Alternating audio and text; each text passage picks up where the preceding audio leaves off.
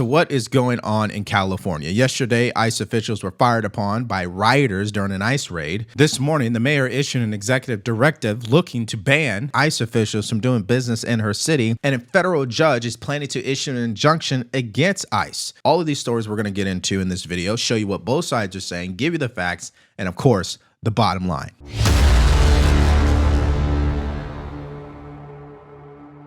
Fox News alert, we're following a massive clash shaping up outside of LA. Federal agents shutting down an illegal cannabis farm staffed by migrants. But hordes of resistors showed up to fight. Agents had to deploy tear gas to clear the road. The standoff has been going on for hours, and feds had to resupply federal agents who were boxed in. The U.S. Marshals were called in for backup, and they've arrested a handful of agitators. One of the protesters was found to be carrying a gun. So far, at least 3 people have been hospitalized. ICE needs more manpower. The big, beautiful bill will give it to them, but in the meantime, these agents are out on an island.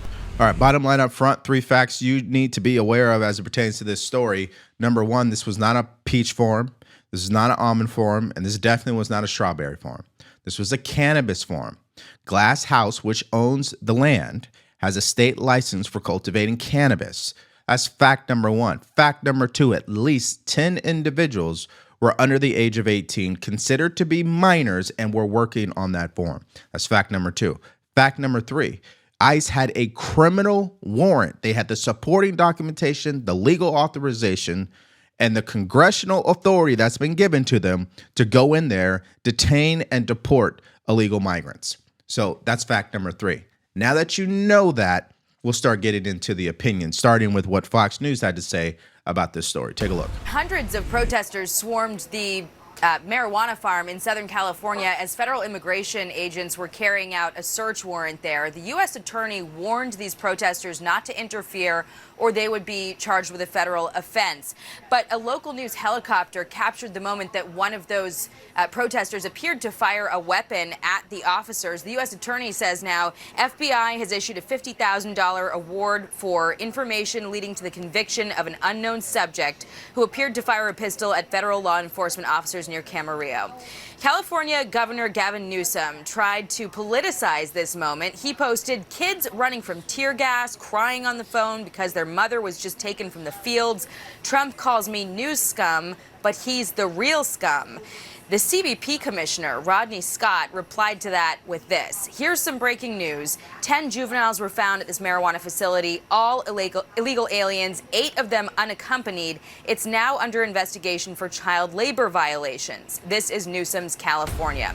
All right, this story is going to continue to get crazier, but before we move forward, I have a special and important message from today's sponsor, Chapter. We're talking about Medicare advisors who are unbiased, independent, and have a record of saving people just like you thousands of dollars. It's no secret when you sign up for Medicare that it's confusing, it's frustrating, and in some cases, it's almost as if the system is geared to take advantage of you, which is why Chapter exists and why we partner with them. If you give them a call, you're going to be talking to a real human being that's going to make sure you get the right Medicare plan. Because as it stands today, the Department of Justice has launched an investigation into the top 3 brokers in the nation because allegedly they've been getting kickbacks to steer you into the wrong Medicare Advantage plans. And so that's why I encourage you to give them a call. You've been paying into Medicare. This is the type of service you deserve.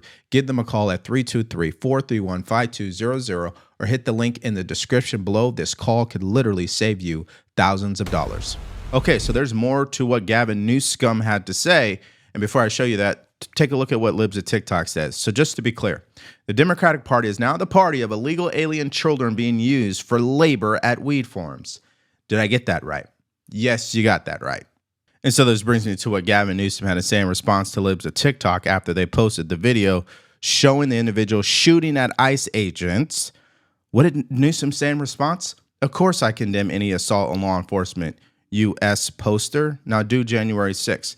See, it's all political theater for this guy. Now, let's circle back on these children that were found on the weed farm. Take a look. We're learning this morning that 10 people under the age of 18 were found at that farm, 8 of them unaccompanied. And so now the Customs and Border Protection Commissioner Rodney Scott says this is also turning into a child labor violations case. A spokesman for Homeland Security said that they were conducting criminal warrants at Glass House Farms. There's a marijuana facility. They had 2 different locations, and there were raids happening at both of those locations. And then what happened is protesters quickly descended upon those farms when word got out. This lasted for hours. There were people who were well into the night being taken away, detained. We don't know at this hour how many people have been arrested. Okay, so it's already enough that you have illegal aliens working on this weed farm. And then it's a whole other thing that children are also working on this farm. And then you have this report from Data Republican on X who says, allegedly, that this company, Glass House Farms, was the marijuana growing operation that got raided yesterday. They had a class action lawsuit filed against them for failing to pay wages and failing to provide breaks.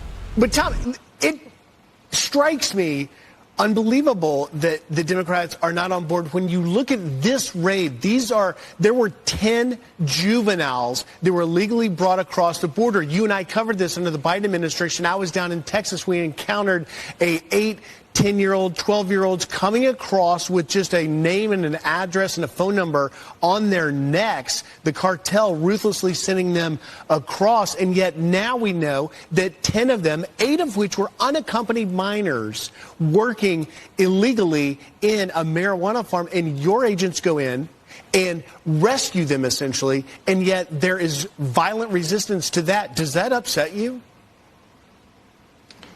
It certainly upsets me, and like I said, you know, the work men and women of ICE are doing is incredible. Look, we're looking for over 300,000 missing children. We've already found 10,000. Have you heard that anywhere? No, the media is simply not covering it. And look, this should be a nonpartisan issue. Arresting public safety threats and national security threats, everybody be on the same page on that. Rescuing children, I mean, it should be a nonpartisan issue. Everybody should be in lockstep on that. The only thing I can think of, Griff, if they hate President Trump more than they love their community, they hate President Trump more than they want, safe communities. There's just no other excuse why this is not, why this has become a partisan issue to take public safety threats off the street. Yeah, see, this is the question that Americans truly need to come to grips with. And really, it's only half of the country, in my opinion, is that if you don't want criminal illegal aliens in the country, why would you want non-criminal illegal aliens in the country? People who did not come through the border the right way. Why would you not want them deported? Oh, that's right, because you believe in amnesty. The problem is when you think that way, you're now thinking like the people who run these sanctuary cities, which we know crime is an issue, which we know actually enables the criminals to hide out in those areas and are truly not benefiting the local economy. But, I mean, that is more of a boring point that needs to be made, and no one's wanting to hear that, of course, from the left. Now, here's the president echoing the same thing that Tom Homan just said. You know, something that you should have that you haven't reported. As you know, 300,000 children are missing, right? 300,000 under Biden. We've already gotten back 10,000 of those children, and we have a lot more planned to come back. We're getting them back by the thousands. But 300,000, and we've, as of this morning, over 10,000 we've gotten back. See, the fundamental sticking point here, politically, is that one side wants to follow the law because it hasn't been followed. And the other side wants to change the law or act like the law doesn't exist because of compassion. And at the end of the day, when you're having to govern almost 400 million people in a country, you got to go the more conservative route because we know the liberal route is not good for our country. It just isn't. You just cannot have a free-for-all. You just cannot allow people to skip the line, and you cannot reward people who do not follow our laws. That's what Democrats are asking for. And so if we let that happen, then what is the point of having rules? What is the point of having laws? I know there are exceptions. I know amendments exist. Right? I know people deserve second chances. And there's a time and place for all that. Now, of course, there were people on the ground, protesters, that were speaking out against this. So let me show you their side of things. Take a look. They started throwing pepper balls, tear gas, smoke, everything, just trying to disperse us because they're scared. They know that we're going to push back against it. We're here united. We're not letting ICE agents in. We're not letting ICE agents out. We've been trying to block it since we're not giving them what they want. What we've really seen here is horrific. It shouldn't be this way. It is vulgar. It's un-American. This is not what we are about here. Really, this is exactly what you guys are about, because if we look at the video footage of when the ICE officials were leaving, the protesters are throwing rocks at them. I mean, in some cases, they broke the vehicle's glass. They should be prosecuted. I don't understand for the life of me why Americans think fighting physically and looking to hurt federal authorities, law enforcement officials, is the solution. It actually makes the problem even worse. We talk about this all the time. If we exercise some intelligence here, if people want change, the change happens in Congress first, not in the streets like this. But as I always say, what difference does it make when you still have the mayor of Los Angeles speaking like this about ICE agents? Take a look. And I think the idea that we should accept this, people being snatched off the street by masked men in plain clothes with vests on that it looks like they got from Amazon, carrying guns and pulling people aside, no warrants, arresting them, detaining them. We don't know where they go. All right. Now, in a perfect world, the mayor would take a page from Eric Adams and she would make a deal with the Department of Homeland Security, with the Trump administration. And that would actually allow her to be a more effective mayor and actually protect the people who deserve to be protected, in her opinion. But she is an extremist.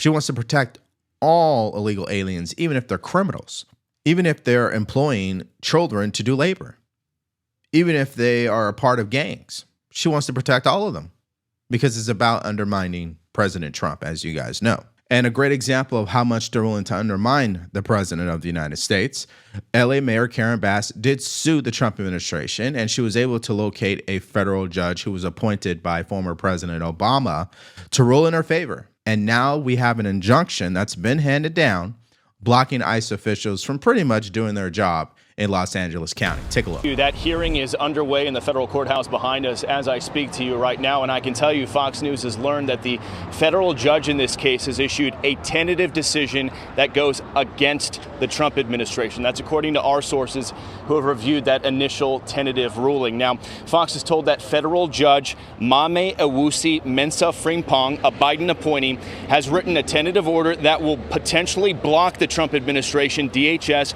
from carrying out some of the most controversial parts of its immigration sweeps here in the LA area. In particular, DHS will be blocked from conducting stops of suspected illegal immigrants unless the agent has a reasonable suspicion that there is a violation of immigration law. Additionally, the Trump administration will be blocked from relying on race, Spanish-speaking, location, and type of work when making immigration arrests. Now, so at this point, we're waiting for that judge to issue the final order. Again, a lot of people said this is exactly what she's going to do, but we have not seen the official order or the documents. But let's just get real. These lower court judges, they've been ruling against the president since day one, so no shocker there.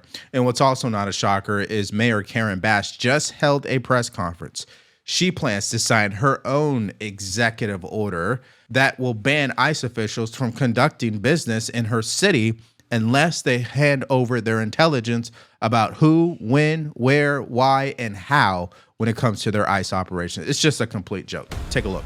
I am here today to sign an executive directive, and I just want to point out the irony for a minute, that there is a need for me to have an executive directive to help our city understand how to protect itself from our federal government. Just let that sink in for a minute. So the executive directive that I will be signing in a few minutes is to help the city family, to help the city workforce, to help the city departments and all of the general managers essentially develop preparedness plans that have specific protocols and that help city workers know how to address immigration officials should they approach a city department. Well, given that announcement, you don't have to be a legal scholar to know this is going nowhere. A city directive never supersedes federal authority, okay? That is the bottom line, as clear as day. Now, again, they have to do something because they're operating from this whole narrative that they have to fight back against the federal government instead of working with the federal government. There's a difference in the mindset and the decision making. So, of course, the decisions that she's going to make, the rhetoric that's going to come from her, is not really going to be rooted in sound constitutional thinking. It's going to be rooted in this radical extremist behavior that you're continuing to see from Democrats, especially in Los Angeles. And it's just a sad state of affairs because force negates. They keep trying to force the federal government into not doing the job that they're elected to do. This is what people want, deportations. In fact, here's Fox News reminding people of that. A clear majority of Americans support deporting illegal immigrants. Latest number from Fox is at 56%. Latest number from New York Times at 54%, Marquette 56%, and Wall Street Journal 53%. When you just listen to the reporting that we heard there about 10 kids working in one of these pot stores, and you've got a Democratic congressman out there saying, Salud Carbajal, I believe is how you say it, says it's deplorable, it's overkill, it's ridiculous, this was a bunch of crap. His words, his quote, where do you see this going if this is the early stages of it all? I think let's start with the hypocrisy at the top. You look at Gavin Newsom. Where is the statement from the governor of California coming out and condemning child forced labor? Because that is exactly what the ICE agents found. And ICE agents are doing their job. They're out there to take people out that are doing bad things. These people were doing bad things to children. They were working these children around marijuana. There should be outrage there. It shouldn't be political. It should be, we all condemn it, whether you're a Democrat or Republican. Yes, we all should be able to condemn it, but there's only one problem. And it comes down to an individual who's a part of this conversation, and that is President Trump. For some reason, whether it's for good or bad, President Trump just has a certain impact on half of the country. They don't care if he saves 1,000 babies out of a burning building. They will still hate this man all the way to their grave. And they literally hate him. Not, you know what, I just don't care for him, or I just disagree with his way of doing things, or I'm not too keen on his personality. No, they hate him. They hate him so much they have mental health issues because of him.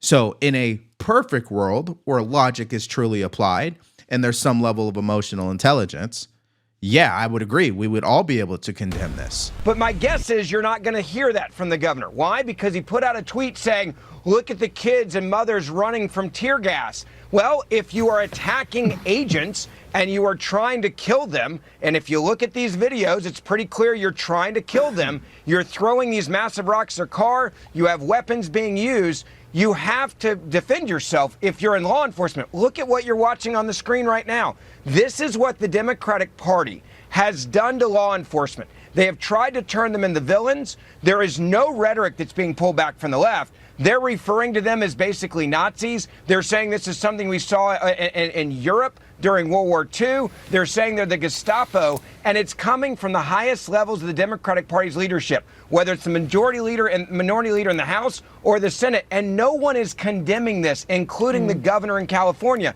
They created this. This is what they decided to do to stand up to Donald Trump. And again, they also don't respect the American people. You go back to the poll you just gave. The American people voted for this. They want it. They're standing behind the president. They want law and order. And the left wants anarchy. And they want apparently dead ICE agents. They have no problem with it. Well, listen, there's no question that this is exactly what people voted for, majority of Americans. But when Joe Rogan comes out and starts slamming the president of the United States, obviously it catches a lot of people's attention, which is now it's been reported that he had a private dinner with the president to push the idea of amnesty. Because according to Joe Rogan, if you cross the border illegally, we shouldn't be focused on deporting you. If you've been in the country for 20 years and you still don't have your papers, we should not be focused on deporting you. And that's where the amnesty argument is starting to come from. See, the amnesty, they just announced, I think Joe Rogan came back and had dinner with President Trump. He's a huge amnesty guy. All those guys in LA are huge amnesty guys. All the billionaires. Huge amnesty guys. That whole amnesty thing kicked up last week, and trust me, they're back, and the lobbyists are going to come back and call it something else, but it's amnesty. Can't happen. Mass deportations now, amnesty never. There's a lot of people talking in here, Department of Labor, Department of Agriculture, Department of Homeland Security, talking about options. Nothing's been settled, and I'm not going to get ahead of the president. Whatever the president decides, it's his decision, but we're nowhere near that. I can tell you one thing, though, one thing I'm reading in the media that's not true, there will be no amnesty. Yeah, so there it is. You heard it from Tom Homan. Ultimately, the president will make the decision on it, and he's already stated that amnesty is not on the table. But that doesn't mean it couldn't happen in the future. But understand this, which is probably more important. Why would we give amnesty to people who did not follow the law? Why would we give amnesty to people who skipped the line? What makes them more special than the people who did it right?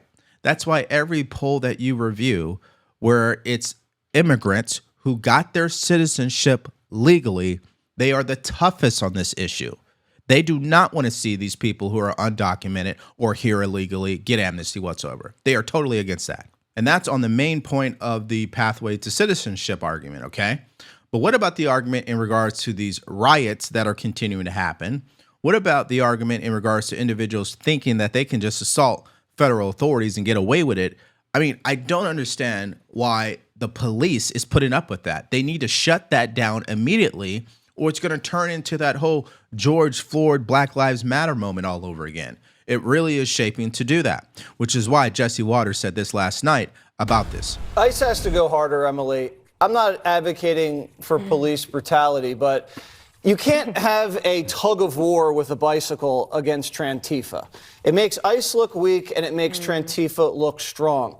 The minute they start resisting and obstructing, you have to arrest these people. You have to put them like this, hands behind the back, headlock, knee to the back, get them down on the ground, and get them the heck out of there. These little standoffs, these little skirmishes only empower Trantifa. They need backup. I don't know if it's the Marines. I don't know if it's locals, marshals, whoever they need to get. The BBB, Big Beautiful Bill, I think doubles or almost triples these agents' manpower, and this cannot come soon enough. Now, the thing about America, it's easy to not have gratitude in our country because most people live in a bubble. They've never been outside the country.